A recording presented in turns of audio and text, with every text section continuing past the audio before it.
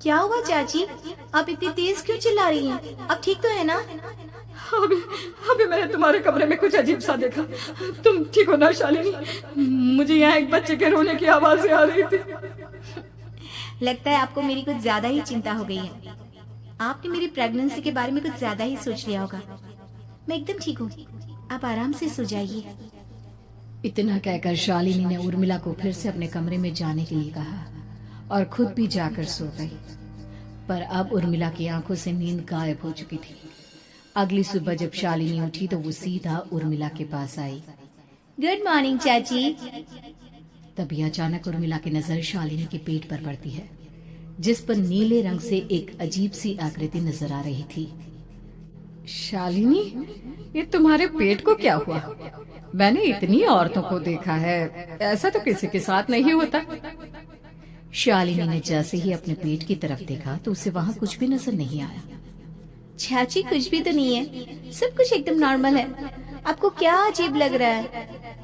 इससे पहले कि उर्मिला उसके सवाल का कोई जवाब देती, अचानक से शालिनी के पेट में जोर जोर से दर्द होने लगा।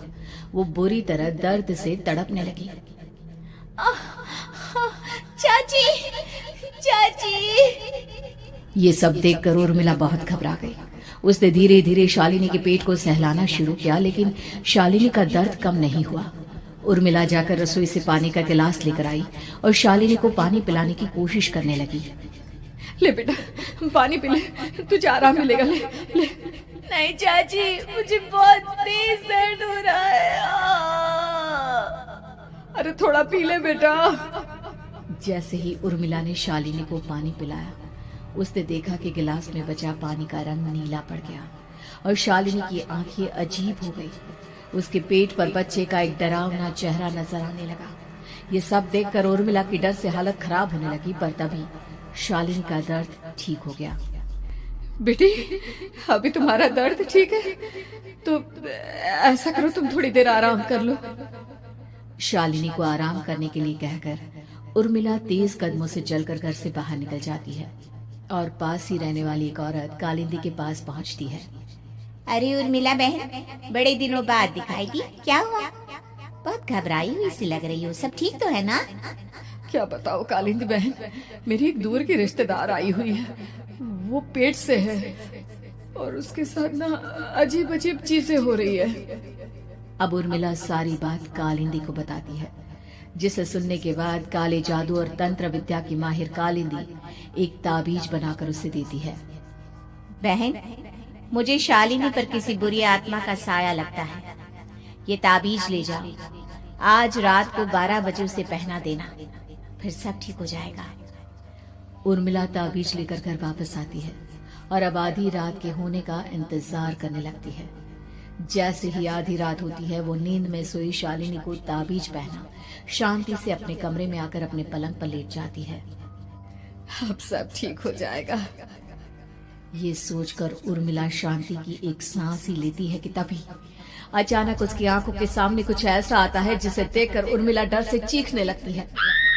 तुम कौन हो? कौन हो तुम? जाओ यहाँ से, जाओ जाओ यहाँ से। तभी उर्मिला की एक जोरदार दर्द भरी डरावनी चीख वहां पर गूंज गई। उर्मिला की आंखों के सामने एक बच्चा खड़ा हुआ था, जिसका पूरा शरीर किसी बूढ़े की तरह नजर आता था, लेकिन मुंह किसी नवजात बच्चे की तरह था। उसकी आंखें गुस्से से लाल थी और वो घूर घूर कर उर्मिला की तरफ देखा जा रहा था। कौन हो तुम? कौन हो? उर्मिला के चीखते ही वो बच्चा जोर जोर से रोने लगा। घबराकर उर्मिला ने अपने हाथों को अपने कानों पर रख लिया। उसकी समझ में नहीं आ रहा है कि आखिर ये सब उसके साथ क्या हो रहा है। कौन हो तुम? कौन हो? क्या चाहते हो मुझसे? जाओ जाओ यहाँ से, आखिर तुम हो कौन? तभी अचानक से उर्मिला के पूरे घर में लाल रंग की रोशनी फैल गई। वो बच्चा धीरे धीरे कदमों से चलता हुआ उर्मिला की तरफ बढ़ने लगा। किसी नवजात पैदा हुए बच्चे के जैसे उसके रोने की आवाज अब उर्मिला के कानों में गूंज रही थी। लेकिन कुछ ही सेकंड में वो चुप हो गया और उसने बेहद खतरनाक आवाज में उर्मिला के सवाल का जवाब दिया। मैं वो हूँ जो अब तक पैदा नहीं हुआ, लेकिन जब मैं पैदा हो जाऊंगा तो वो होगा जो अब तक कभी नहीं हुआ। ये क्या कहना चाहते हो? ऐसा क्या हुआ जो अब तक नहीं हुआ?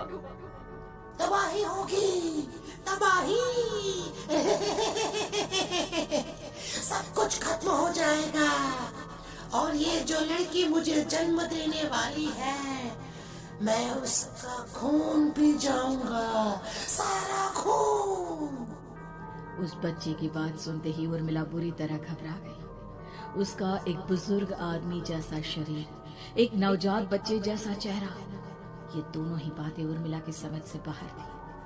तभी वो बच्चा अचानक गायब हो गया। घर का माहौल फिर से पहले जैसा हो गया। लाल रंग की रोशनी भी अब गायब हो चुकी थी। उर्मिला दौड़कर शालिनी के कमरे में पहुंची, जहां वो गहरी नींद में सोई हुई थी, पर उसके गले का ताबीज गायब हो चुका था। उठो उठो शालिनी, उठो बेटा, मुझे तुमसे जरूरी बात करनी है। अरे चाची क्या हुआ? इतनी रात को आप परेशान क्यों कर रही हैं? सब ठीक है ना? अभी जब तुम सो रही थी ना, तो मैंने तुम्हारे गले में एक ताबीज पहनाया था। कहाँ गया बेटा, बताओ मुझे। शालिनी ने चारों तरफ अपनी नजरें घुमाकर देखा, लेकिन वहां पर कोई ताबीज नहीं था। वह हैरानी से उर्मिला के चेहरे की तरफ देखने लगी। उसे समझ में नहीं आ रहा था कि आखिर उर्मिला किस ताबीज के बारे में बात कर रही थी। नहीं चाची, यहाँ कोई ताबीज नहीं है। लगता है आपने कोई बुरा सपना देखा है। मैंने कोई बुरा सपना नहीं देखा। खैर छोड़ो, तुम अब सो जाओ, कल सुबह बात करते हैं। डर और घबराहट की वजह से उर्मिला की आंखों से नींद तो जैसे बिल्कुल गायब हो गई थी। अगली सुबह उर्मिला बिना कोई देर किए गांव के बाहर एक छोटी सी झोपड़ी में रहने वाले बूढ़े पंडित के पास पहुंची। पंडित जी, मेरी मदद कीजिए। अरे आओ आओ उर्मिला, क्या हुआ? सब ठीक तो है ना? क्या बताओ पंडित जी, बहुत बड़ी मुसीबत है। मेरी दूर की एक रिश्तेदार लड़की पेट से है और उसके साथ बहुत डरावनी चीजें हो रही हैं। कल रात को तो एक अजीब सा दिखने वाला बच्चा मेरी आंखों के सामने आकर खड़ा हो गया था। ये तुम क्या कह रही हो? मुझे साफ साफ बताओ कि आखिर तुमने क्या देखा? उर्मिला ने अपने साथ हुई बीती रात की पूरी घटना पंडित जी को बताई, जिसे सुन पंडित जी के माथे पर चिंता की लकीरें उभर आई। अनर्थ होने वाला है, अनर्थ। बरसों पहले भी उस हैवान ने एक लड़की के पेट से जन्म लिया था और उसके बाद उस शहर को पूरी तरह से तबाह कर दिया। कैसी विपदा पंडित जी, कैसे बात कर रहे हैं आप? बताइए मुझे, और इसका उपाय क्या है? इसका उपाय तो है, लेकिन बहुत कठिन है। हो सकता है कि उस उपाय को करने के दौरान तुम्हारी जान भी चली जाए। मुझे मेरी जान की कोई परवाह नहीं, पर आप जिस तबाही के बारे में बात कर रहे हैं, बस वो नहीं होनी चाहिए। लाखों लोगों की जान बचाने के लिए मैं कुछ भी करूंगी। तो ठीक है, मेरी बात ध्यान से सुनो।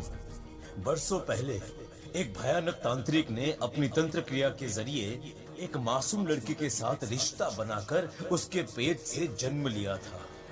इस तरह से वो अपने जैसे लोगों की संख्या इस दुनिया में बढ़ाना चाहता था।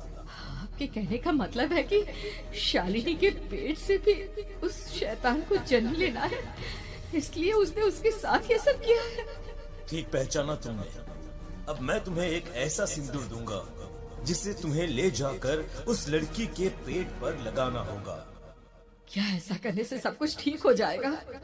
नहीं उर्मिला, ये सब इतना आसान नहीं। उस लड़की के पेट पर सिंदूर लगाने के बाद तुम्हें उसका पेट काटकर उस हैवान को बाहर निकालना होगा।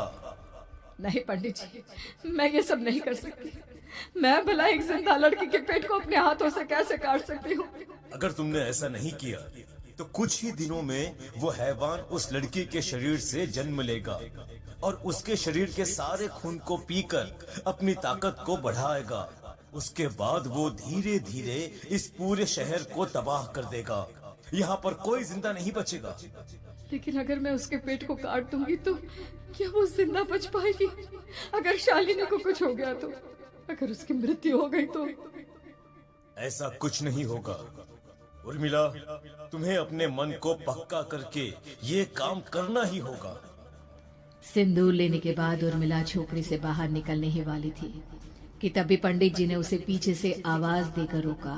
उर्मिला, उस लड़की का पेट काट कर हैवान को बाहर निकालना ही काफी नहीं होगा। तुम्हें ध्यान रखना होगा कि ये सब करते हुए उस बच्चे का जो आधा बूढ़े का शरीर है उस पर सिंदूर की एक बूंद भी ना लगने पाए, क्योंकि अगर ऐसा हुआ तो वो तुम्हें और बाकी सबको कच्चा खा जाएगा। पंडित जी की बात सुन उर्मिला की आंखें फटी रह गई और उसके शरीर में डर की लहर दौड़ गई। फिर भी उसने हिम्मत की। ठीक है पंडित जी, मैं पूरी कोशिश करूंगी कि मैं उस हैवान को वहीं के वहीं खत्म कर पाऊं। इसके बाद उर्मिला तेज कदमों के साथ घर वापस आती है। दिन बीतता है, रात का अंधेरा छाने लगता है। शालिनी खाना खाकर सोने चली जाती है और उर्मिला लगातार उसके गहरी नींद में सो जाने का इंतजार करने लगती है। जिसके बाद उर्मिला दबे कदमों से शालिनी के कमरे में पहुंच गई। मुझे ये करना ही होगा। अब उर्मिला ने धीरे धीरे शालिनी के पेट पर पंडित जी का दिया सिंदूर लगाना शुरू किया। उर्मिला के हाथ बुरी तरह से कांप रहे थे। उसके एक हाथ में चाकू था जिससे वो पेट काटने वाली थी। उर्मिला ने एक नजर शालिनी के चेहरे की तरफ देखा और फिर डरते हुए उसके पेट पर चाकू चलाना शुरू किया। कमाल है, मैं इसका पेट काट रही हूँ और ये आराम से सो रही है। इससे दर्द नहीं हो रहा क्या? तभी अचानक उर्मिला के कानों में बच्चे की रोने की आवाज सुनाई देने लगी।